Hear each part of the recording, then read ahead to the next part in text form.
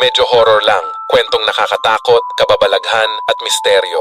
Huwag kalimutang mag-subscribe at pindutin na din ang notification bell para updated ka sa mga bagong istorya na parating. Sa pinsan ko naman to, si Kuya Randy. Isa siya dun sa mga nag-e-espalto ng kalsada. Nagpupunta sila sa iba't ibang lugar sa bansa. Okay, hindi ako magbabanggit ng specific na lugar. Yung dalawang experience ko na ikwento ko sa kanila. Yung iba, tinawanan lang ako. Pero siya, tsaka yung dalawa kong pinsan, ginagawa na rin yun tuwing mapapasabak sila sa kainan sa ibang lugar. So yun na nga, last night na nila dun sa may lugar na yun. Yung boss nila, binilinan sila pagkarating pa lang dun na lagi magdala ng sariling tubig. Huwag silang bibili ng kahit na ano sa may baryong yun.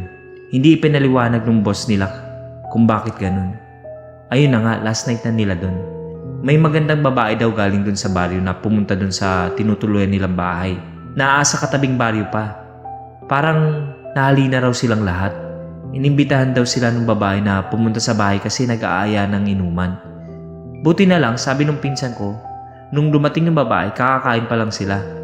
Hawak niya pa yung kalamansi. Nung magpunta sila dun sa baryo na ginagawa nila ng kalsada. Pagkarating dun, pinaupo agad sila sa may inuman. Parang nagtaka sila lahat kasi dun na sila natauhan. Buti yung isa, nakapag-text pa sa boss nila na nasa katabing bahay lang nung tinutuluyan nila. Yung boss nila nag-reply.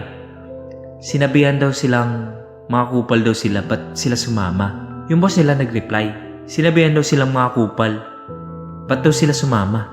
Yung pinsan ko, pinudburan niya yung pulutan. Medyo madilim kaya hindi niya gaano nang maininag kung may nagbago. Pero nung inaangat niya yung mangkok, kita niya may eyeball daw, may kuko. May karni rin na may buhok-buhok pa. Sabi nung babae, kambing raw yun. Ilocano yung pinsan ko. Hindi siya maluloko. Alam niya yung amoy at texture ng karni ng kambing. Sa tingin pa lang. Hindi mo siya maluloko. Nakipag-away pa nga yun dati sa may kainan sa may Quiapo. Sabi nung tindera, kambing daw yung ginagamit sa pinapaitan. Kaya mahal yung presyo. Pero nakipag-away siya kasi. Karni naman ng baka. Marahan niya lang ibinaba yung mangkok. Butil-butil pawis niya ron. Halos hindi siya makagalaw. Actually, lahat sila. Kasi na-realize na nila kung bakit pinagbabawalan sila ng boss nila. Nung umpisa pa lang, na huwag bumili ng kahit na ano sa baryong yun. Pati kung bakit beast mode ng beast mode yung boss nila. Nung sinabi nila na nandun sila. Aswang ata yung mga taga roon. Pinipilit silang pakainin ng pulutan pero todo tanggi sila. Yung pinsan ko, naging vegetarian daw nun nang wala sa oras. Makapagpalusot lang. Buti na lang dumating yung boss nila. Ayaw pa sana silang paalisin pero sabi nung boss nila, pinapatawag sila sa bahay ng mayor ng lugar. Hindi na raw nakapalag yung mga tao dun sa baryo. Pumunta talaga sila dun sa bahay ng mayor. Dun tinawanan sila ng tinawanan ng mayor. Dun na rin daw sila pinatulog. Nung kwento siya sa amin, lap trip kami sa kanya. Malaking tao kasi yung pinsan ko. Maton kung maton. Siya yung tipong pag nakasalubong mo sa may kanto, iiwasan mo pero nung pagka-uwi niya sa amin, iyak siya ng iyak sa nanay niya. Todo pasalamat din siya sa akin. Pero dahil doon, never na kami bumili ng lutong ulam. Ang mama ko na hindi naniniwala sa mga aswang na yan, tuwing madaling araw na nabili ng karne. Yung makikita pa niya mismong pinapatas yung baboy. Ito, nangyari lang sa amin magpipinsan, last year. Kasal ni Kuya Wang, pinsan namin. Siyempre lalaki siya, kaya handaan sa may babae. Ganun kasi sa amin, 2 days bago yung kasal, nauna na kaming magpipinsan dun sa probinsya ng babae. Kasama si Kuya Wang. Kasama din namin yung kaibigan ni Kuya na hiniraman niya ng truck para dun isakay yung mga gamit na kailangan. Sa norte pa rin naman yung probinsya, mula probinsya namin. 2 oras ang biyahe, dagdag 1 oras papunta sa mismong barangay ng babae. Nagbibiruan pa kami, kasi si Kuya Randy, parang 1 sakong kalamansi ata yung dala niya. Sa bag niya rin, puro kalamansi. Kalamansi man mga tawag namin sa kanya. Sa likod kasi ng bahay nila, puro kalamansi na tanim.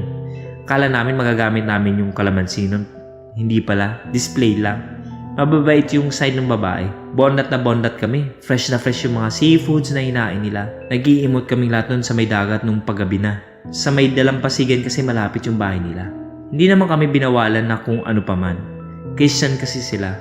Kaya wala gaanong pamahiin. Basta wag na lang raw kami mag-swimming pag naglakihan na yung mga alon kasi delikado na. Manyog doon, dahil na-miss naming maglaro, sabi ni Kuya Wang maglaro kaming taguan. Pero kasi yung iba sa amin takot. May perang ganap. Yun, laro kami. Dayaan pa kasi sila Kuya Wang tsaka Kuya Randy maduduga talaga ever since. Nung napagod na nakakatakbo, nagkwentuhan na lang kami. Yung fiancé ni Kuya Wang nagkwento na may isa siyang tita na nasa dulong part ng lugar nila nakatira. Gusto niya sana na umattend yun sa kasal nila.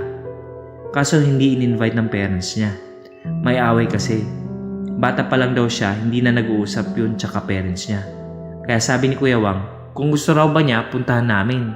Sige naman si ate kaya umuwi lang saglit siya, kumuha ng invitation, saka kami lumarga pero hindi niya sinasabi sa parents niya kung saan kami pupunta. Maganda yung bahay, modern yung style. Halatang may datong yung may-ari. Perfect dream house na overlooking sa dagat. Yung sumalubong sa amin, katiwala.